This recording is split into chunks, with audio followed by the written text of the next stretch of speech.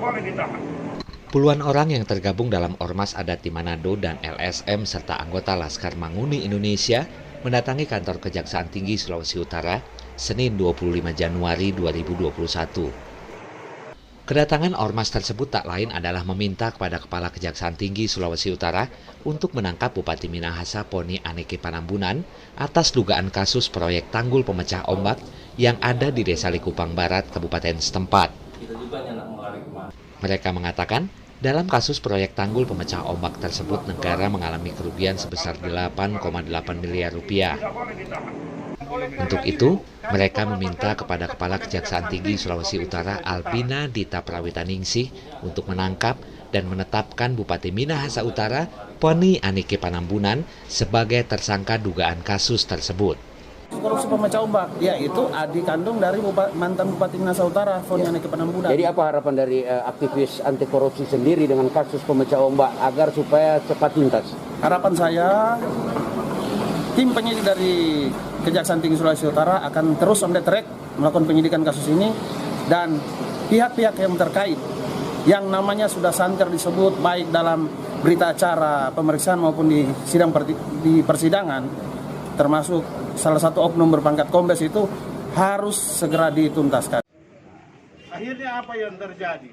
Ya, sampai pada saat ini korupsi di Minahasa Utara merajalela. Ya, korupsi di Minahasa Utara merajalela. Itu dibuktikan dengan apa?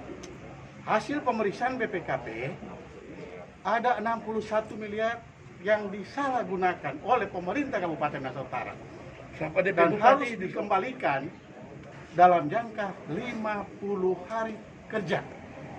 Kecil kalau 60 miliar. Dan oleh karena itu, kami beberapa kali meminta kepada Kejaksaan Tinggi Provinsi Sulawesi Utara, baik Pak Roskanedi, ya, Pak Andi Iqbal, meminta segera menetapkan Bupati Minahasa Utara sebagai tersangka kasus pemecah ombak di Minahasa Utara, di Likupang. Kalau Kejaksaan Tinggi telah melakukan hal itu dengan menetapkan tersangka Bupati di tahun 2017, maka korupsi di Minahasa Utara tidak terjadi. Dan salah satu yang mengakibatkan korupsi terjadi di Minahasa Utara karena salah satu ulah daripada Kejaksaan Tinggi Provinsi Sulawesi Utara yang dimana tidak menetapkan tahun 2018 sebagai tersangka Bupati Poni Aneke Panambunan. Ini jelas. Dan oleh karena itu kami minta kepada semua wartawan, ya, meliput kegiatan ini. Karena ini telah merugikan besar keuangan negara. Ya, APBN, APBD telah dirugikan. Mau dibawa kemana Minahasa Utara? Oleh karena itu jauh-jauh hari saya minta supaya Kejaksaan Tinggi segera menetapkan Bupati Minahasa Utara sebagai tersangka. Apa akibatnya?